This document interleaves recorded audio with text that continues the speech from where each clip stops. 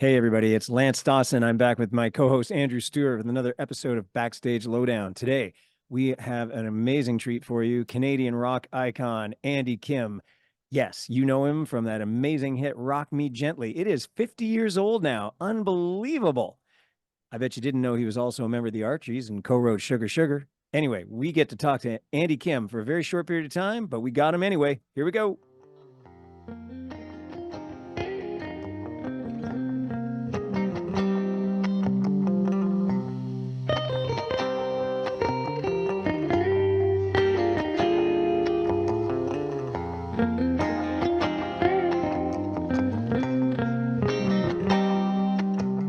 Who needs that guy? I'll tell you this. Whoa, are you okay? I'm cutting out. I'm good. Yeah, no, I'm fine. I can hear Yeah. you fine. Oh, okay. I'm a big fan of Rock Me Gently. Love that song. I also like Sugar Sugar. So, these are not rock songs that I necessarily grew up on, but discovered later. And I was like, wow, that's really cool. No, exactly. Like I started going through Andy's playlist. I'm kind of like, man, I know that song. I know that song. It was incredible. Yeah. It was one, a stroll down memory lane, and two, just to introduce myself to some old music that I hadn't even heard before. I don't know what it's like to when we'll ask him too when he gets here, just about what it's like when you write a song that affects so many people and it goes that big, right? I know. So that's I'm pretty cool. I'm really curious about his kind of like how he first got into the music industry and where it actually started. So I'm looking forward to hearing his response to that. So he was born in 1946. So that now makes him, do our math. It's 2024, 78. 1946. Carry the one, 78. Yes. Put your get that calculator away. It's a winner. I need the Hey, one with the big numbers. yeah, I know. I know. I can't believe you lifted that up on camera now that we're Oh, putting things on YouTube. I don't care. The problem is I forget that you now are doing these up on YouTube. And I never think, oh, I'm doing a show today and we should, maybe try to look human or something. But anyway, No, whatever. no need. I thought we were doing this because we Go had the go with the faces for radio and now you're posting on YouTube. Why? Why? What's it's a wrong with terrible, you? terrible mistake. Terrible Yeah. mistake. Yeah, yeah, yeah, So yeah. how's your weekend anyway? Weekend was good. Up in Blue Mountain. And but I don't know. I probably have talked about this before on the show because we're on like what season 3 now or something. But anyway, Yeah. yes, I'm affected with some seasonal allergies. So May is my least favorite month of the entire year. And here in Waterloo, not so bad, but Blue Mountain, man, Is it pretty not good. bad? Yeah, I mean, I find it bad enough here. yeah. My Pollen eyes have is been just watering for the last couple of weeks. right. So we have a high pollen count, and the problem is that I have to sort of double dose the medication for antihistamine, which dries out your vocal cords, and you can maybe hear that even with me doing this today. And I've got 2 gigs this week, so I've got to get off of that stuff, and hopefully You know all what? this It helps. will it will look like you're really emotional about the music. You've got the tears Right, running down your face. eye drops, just eye drops. Yeah, Nice. there you go. How about you? Good long weekend? Yeah, yeah. No, some family was over. It's good to kind of catch up, and it was even better to kick them out of the house at the end of the day. Yeah, there you go. Sure, they're not And going to watch this episode. no, they're not going to watch this episode. Oh, This is great, though. I think we went for a bit of a spell there. I think we were both really busy and didn't have a lot of episodes in the can. So now it's starting to roll again, which I like. So this is yeah. cool.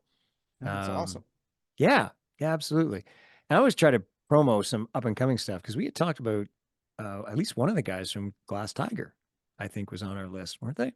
Yeah, yeah. I'm supposed to be introduced to him in person in a couple weeks' time, and then we'll figure it out from there.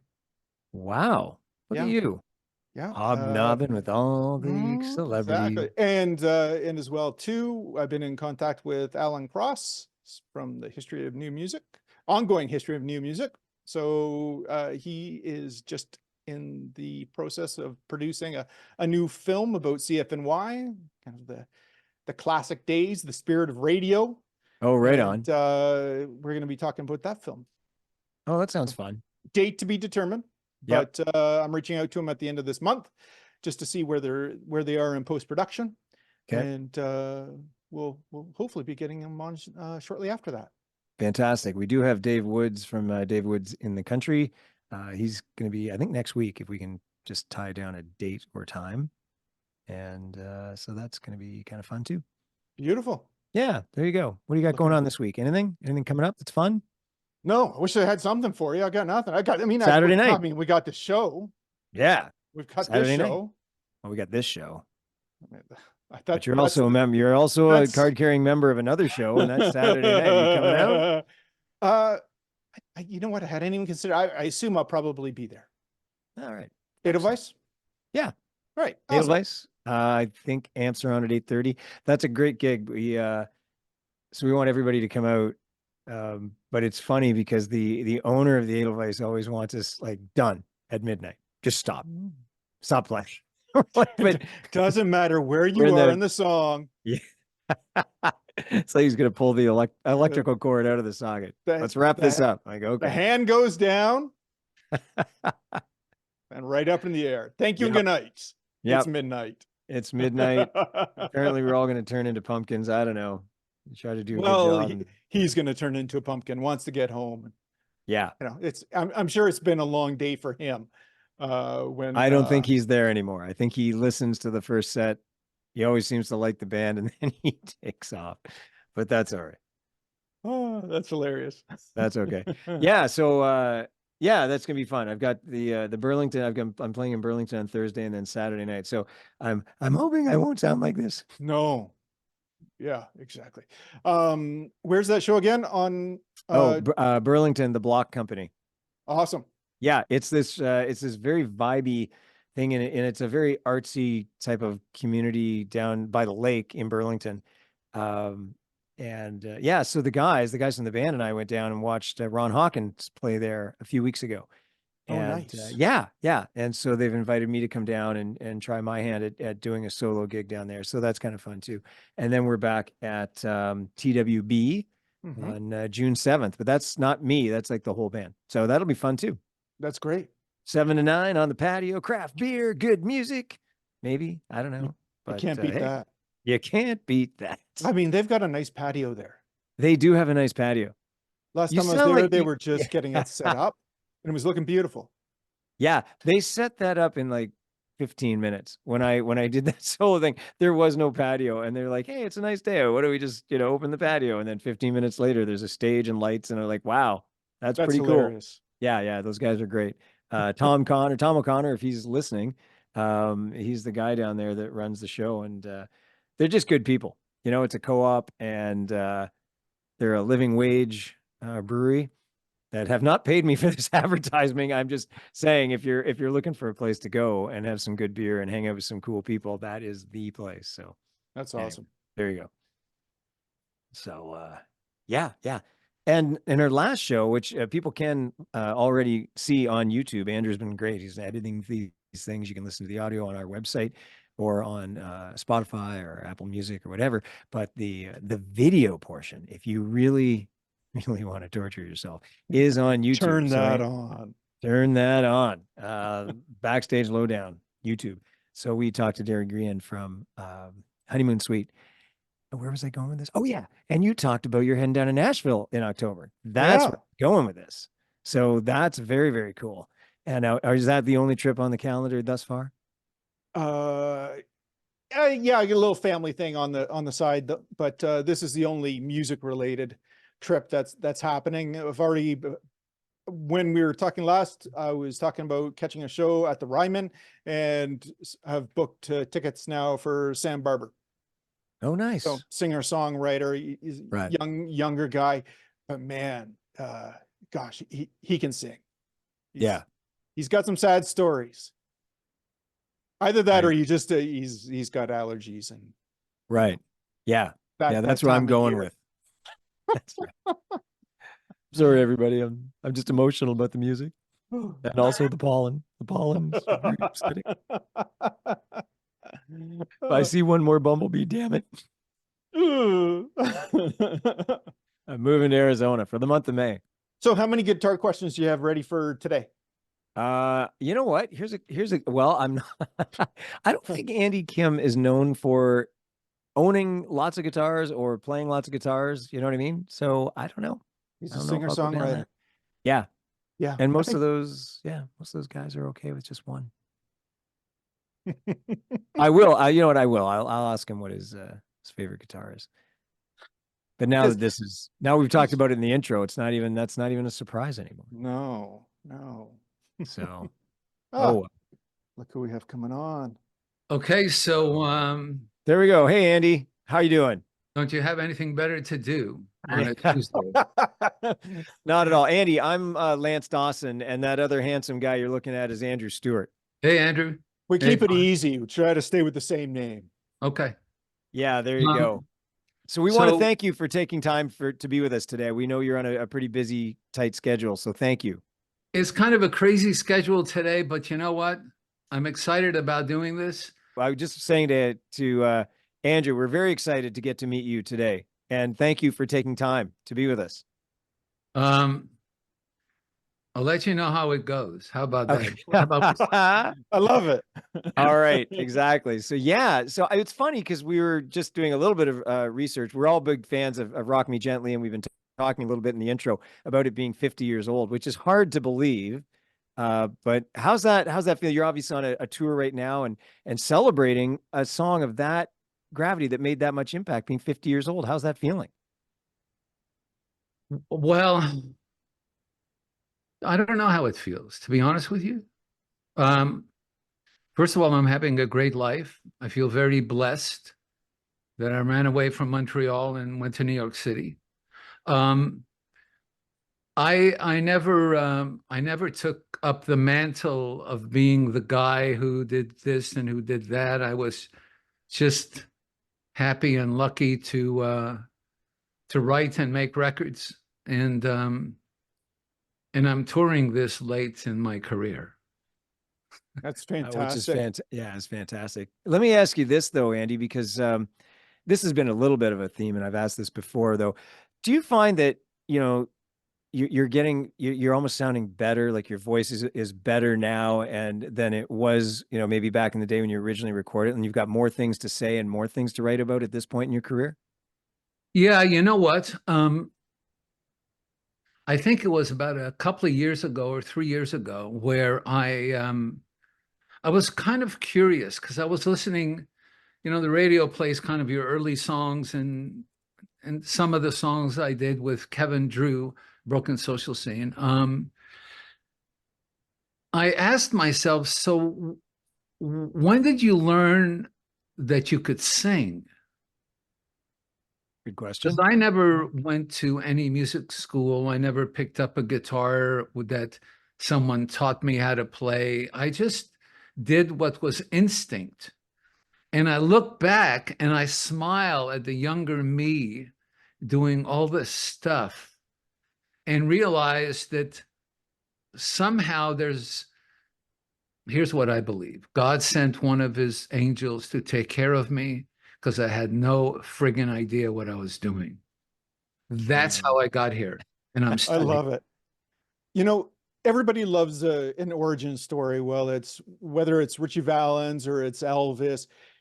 You run away from Montreal, head down with yourself and your angel to New York. What happens at that point? How do you get noticed? Where does the career go? Well, I'm not thinking about anything except meeting one person. That was Jeff Barry. Okay. And one of the first um, one of the first kind of signals from outer space for me was borrowing my transistor radio from my older brother and hearing Joey Reynolds at WKBW in Buffalo and all the disc jockeys at WABC in New York. And WABC, for some reason, had a stronger signal to where I was living, and Be My Baby by the Ronettes totally excited the daylights out of me because I had no idea about how this record was made, how I'm kind of like just ignorant about the music world.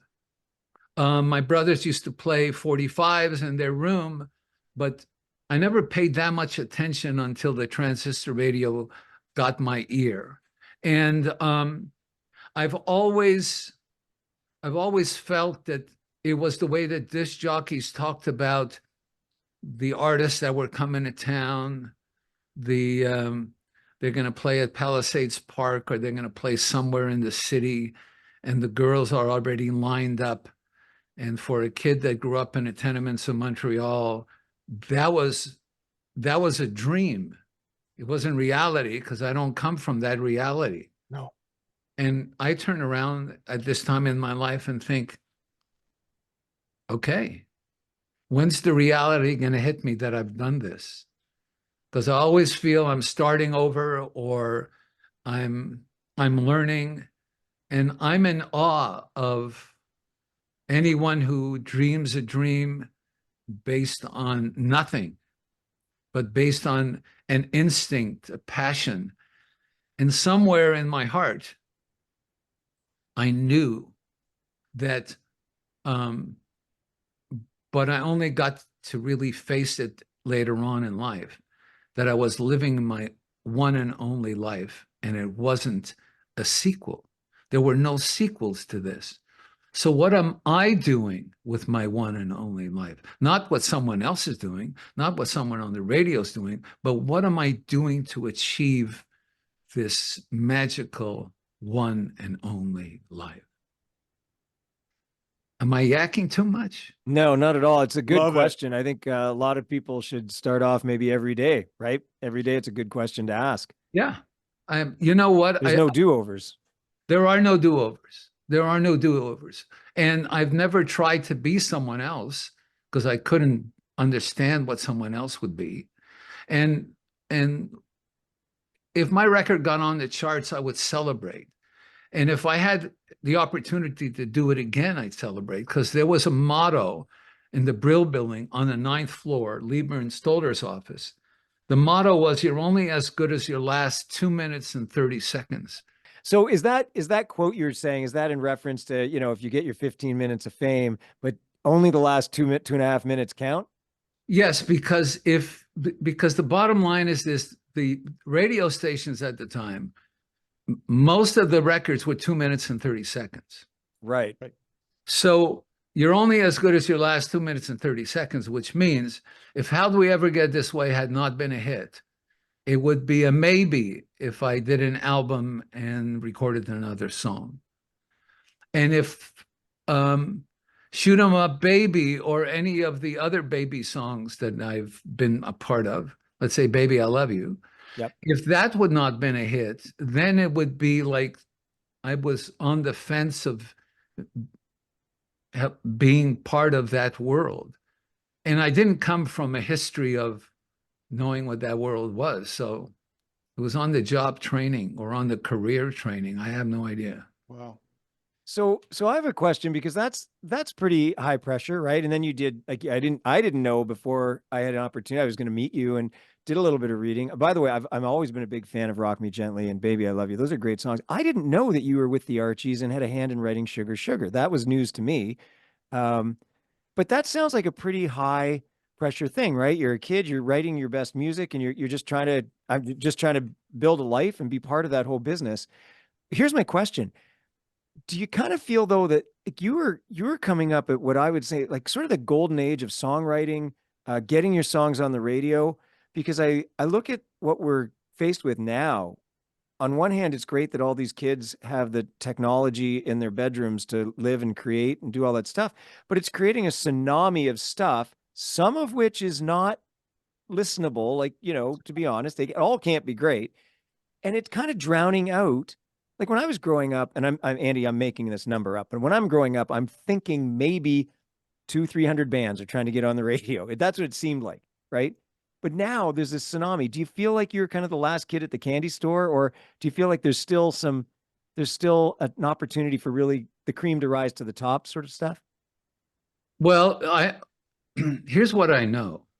What I know is that when my records were coming out, there was a generation that said, "What kind of CRAP is this? This is not music."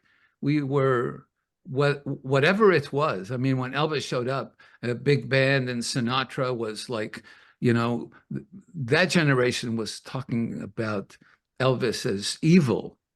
And, Right. Right. Yeah. Right. and so now you Yeah. look back and you think, my God, he's a god. You know, Mhm. it's unbelievable. So, you know, I try not to think about previous generations or the next generation. I'm only living this time. And so there are things that I don't pay attention to. There are things that I like. I'm not trying to be in that lane, as they say.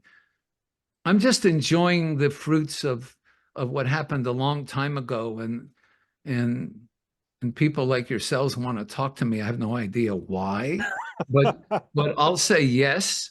Um, and and it's really an exciting time for me to be Sure. able to articulate not so much my music, but really the character of the human being that I've become, whatever that means.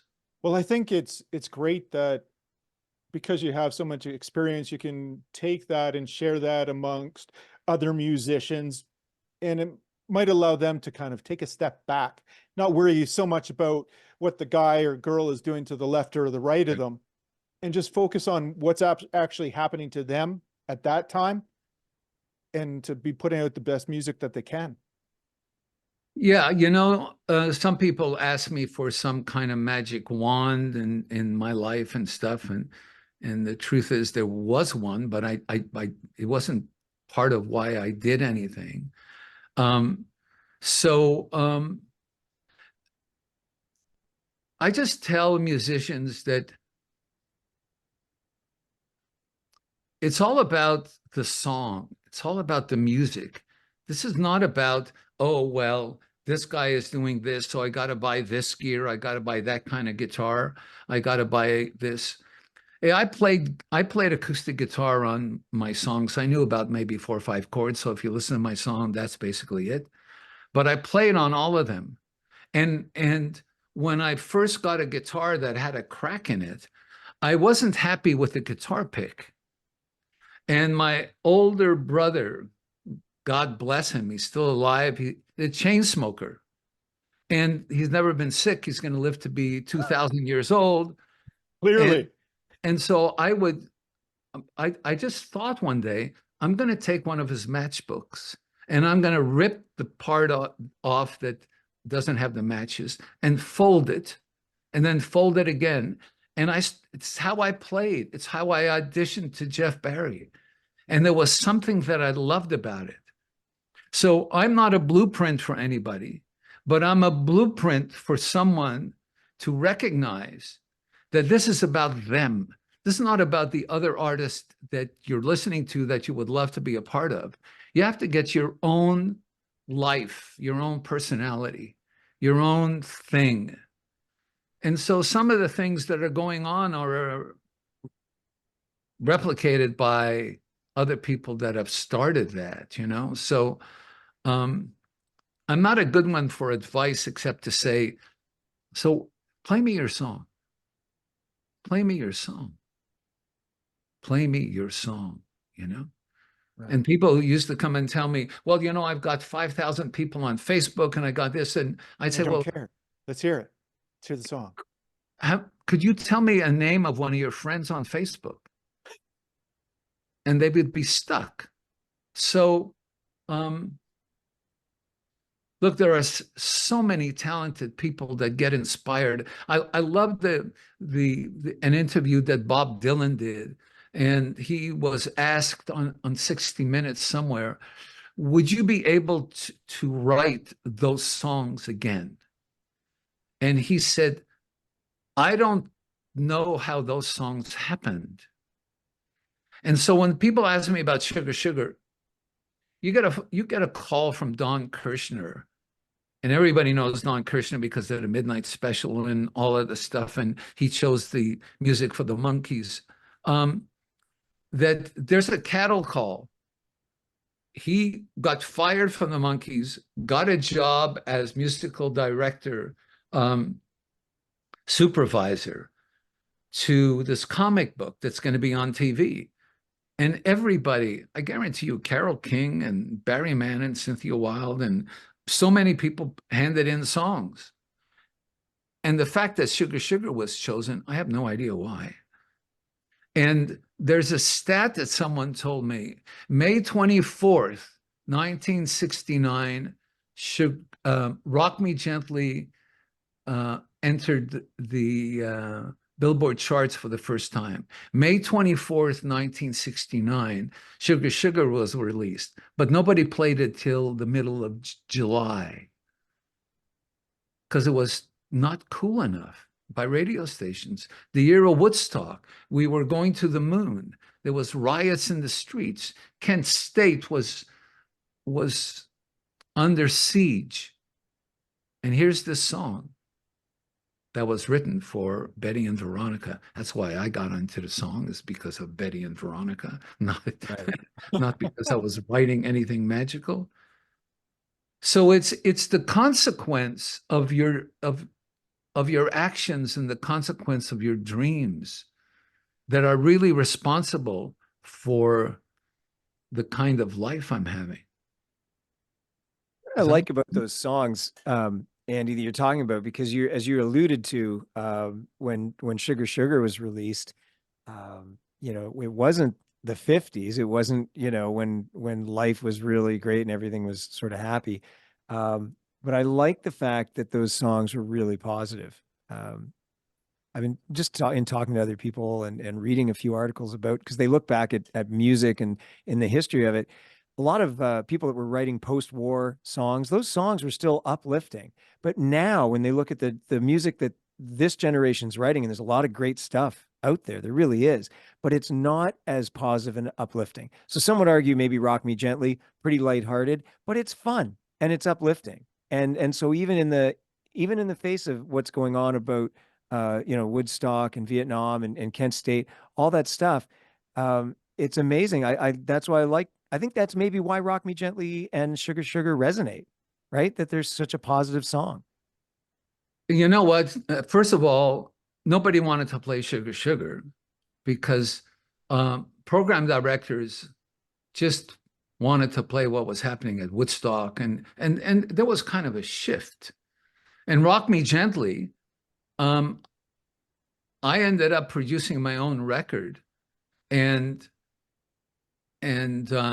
nobody wanted to sign me in the US, even though I had had a history of selling millions of records. There was no interest because I had had my 2 minutes and 30 seconds, and a lot of people didn't think that much of the song, and I couldn't let it go. So I remember the last person that told me, no, it's not a hit, which everybody did for about 3-4 months. I called home, my mom answered, and I said, Mom, I'm coming home. Well, she started crying on the phone, but what she didn't hear was, I'm coming home. I'll be home for 2 months. I'm going to start my own record company, and I'm going to be my own promotion man. I'm going to put out my own record. That's what she didn't hear. And that's what I did, not because I had a plan, but because I was so enthralled with the ability to go my own way, number one, and number two, I never saw no as anything other than an opportunity for me, Right, to fulfill my destiny. It wasn't everyone else's responsibility. And so here I am 50 years later, and I'm talking about the song and the fact that everybody said no, and I came back home to Canada, and I was a promotion man, and it started here in Canada as if I thought about it. if you get to know me, I don't think much. I just follow this instinct that I have, whether it's in writing songs or talking to Lance and Andrew. I have no idea, Does that Yeah. make sense? Are you getting bored yet? Yeah. No, no, not at all. I think that might be a really good takeaway for any young songwriters, musicians, or just anybody that's trying to follow a dream. No is not, doesn't have to be no. It can be an inspirational step off, right? Yeah, it's never no. It's only what you accept. And people Right. have learned to accept no as no. But somehow or other, I never accepted that. I accepted the fact that it's just an opportunity for me to do something else, go somewhere else, do Right. something else. And so everybody that said no to me, and there was no one else that could say no to me. I saw that as an opportunity for me. Well, you know what? I'll start my own record company. Are you And still running that today? no, I gave up a few years ago, um, just from a point of view that I I wasn't meant to be a record company. I'm a singer songwriter, but mostly a dreamer, and so it was just the time. It's just the time. Don't be afraid. Look, here's the other thing. Um, I figured this stuff out a long time ago, even before I went to New York City, that I was born and you were born and you were each born and anyone's born with a certain amount of heartbeats. You don't know how many you've been given. You may as well do what you want to do with the people that you want to do it with. Right. Because you get distracted or you're angry at somebody or you're jealous of somebody. I've never been jealous of anybody. It's a waste of time, number one. Number two, you're not going to get those heartbeats back. So the most important advice I can ever give anyone is, who are you? And what are you doing about you? Not about looking over his shoulder or someone else saying, you could be this, it should have been this, should have gone to number one, but it went to number two. It's a waste of time. Sure. And I think if there's a way to bring this generation to lock into the fact that this is their one and only life with no sequel, maybe they'll get it when they're 30 and they're 40, I got it, but I didn't understand it, but I lived it. And when I got somewhere in my 30s, I got it. And but it's not for everyone. Look at you. You're talking in an environment that is a Zoom call. And 30 years from now, there'll be another environment and people will look back at these as the good old days. So what are you doing now about you? Not about getting, look, a job is a job. When I wrote songs and had hits, it was great. When I wrote songs and I didn't have hits, it wasn't that great, but I think because I'm limited, I can't be anybody else or try another gig somewhere. So I kept pushing this one. Does that make sense? Yeah. Yeah. Are you still writing, Andy? I am. It's not a tap you turn off, right? I can't. I'm writing again with Kevin Drew of Broken Social Scene. Are you familiar with that? Yeah. Yes. And so, look, I've discovered a lot of things about myself through Kevin's way of talking and knowing me in certain ways that I didn't stop to think about. And that's the biggest gift that someone can ever give me. And to be a friend like that is pretty emotional for me. And as a matter of fact, I talked about it so much that we ended up writing a song called "It's Emotional" on our album. So I just do what I do. I don't look over my shoulders. I don't miss oh, the opportunity, I could have been this. Oh, you should have been in this movie. Well, I'm not an actor. Well, you know what? You don't have to be. It's all confusing. It's all confusing if you know you. It's confusing if you don't know who you are. You know, you're listening to someone else and trying to get a format that is different. Well, you're different. You're both different. But sometimes we don't take the time to analyze our difference. I think that's a really good point. I know you're talking about it as a metaphor, like with the music industry as a songwriter, just know yourself. But I think that's a really good gift you can also give the people around you. Because I've always said that about my wife. She's really good about knowing herself. And that has been just a really generous gift for her, myself and our two sons. Because, you don't tend to go off on as many crazy tangents because you just know yourself and you say, no, that's not for me. So you waste less time if you take the time to get to know yourself. I know that has nothing to do with the music industry, but no, that's okay. But I'm realizing that she said yes to you.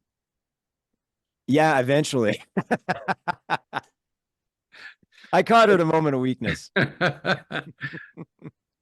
Andy, I think it's cool. interesting. You know what you said that earlier on, kind of, well, I'm not much of a thinker.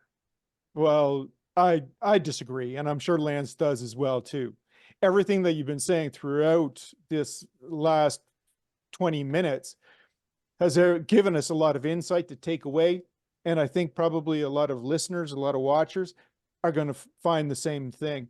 I really appreciate the fact that that you've come and shared your time with us, shared your music with us, and yeah, I mean, I just really appreciate it. Thank you.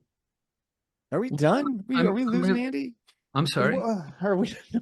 I know. Lance He's on a short that. schedule. Lance, I missed that. What did you say? Oh, I was just teasing Andrew because I know we only had you for a short time, but we've enjoyed your company and you've certainly shared a lot of really, insightful things. So I think Andrew was trying to wrap the show up, and I appreciate the time that you've given us, Andy. What's next for you? I'll just give one more question. What's next for you? Because I know. Well, you know what? I'm doing my first ever tour with just an acoustic guitar, and I'm traveling with Dan Hill sometimes when we touch. Oh wow! So awesome. He's done it before, and I've known him since 1977, and he's one of the true friends, not just a friend when you have a hit, you know. Right. And so he asked me recently, says, "Hey man, would you like to do this?" And I said, "Yes. Where are we going, and when do you want me?" Without even thinking. That's fantastic. So we can look forward to seeing you guys. Are you swinging up through Ontario at all? We are. Gee, I forget where I'm so bad at this, man. That's all good. It's all right. We can look it up. All I know is that we end up in Peterborough. Oh, okay. Fantastic. And but I don't remember every step of the way, but I'll text you every step of the way or call you guys or oh, we'd appreciate that. Maybe we can get out and see the show because we would love that. That'd be fun. And so where are you guys? We're in Waterloo, Ontario. So just about an hour. Yeah, I know where that is. Yeah. There was a club there I used to perform at. I forget the name of it right now, but I loved Waterloo. Danny Michelle's from Waterloo. Danny Michelle? Yes. Yeah, absolutely. Still playing, still doing the thing. Yeah, absolutely. Yeah. So yeah, we've got a lot of good music in this area. So, but we'll find that online, and more importantly for anyone who's listening and watching, that Andy Kim is back. He's on the road. He's on the road with Dan Hill. It's gonna be awesome. It's gonna be great. I'm just excited. We'll start tomorrow. That's awesome. Andy, thank you for spending your time with us today. You are a very, very nice man to do that and share your thoughts and wisdom. And we're both big fans of Rock Me Gently. 50 years old. 50 years old. What a great song. You're not going to get these beats back. Thank you. I love it. Peace, Andy. Thanks so much. Thanks, Andy. Thanks for being with us. Thank you. Cheers. Take care, buddy. Okay, bye.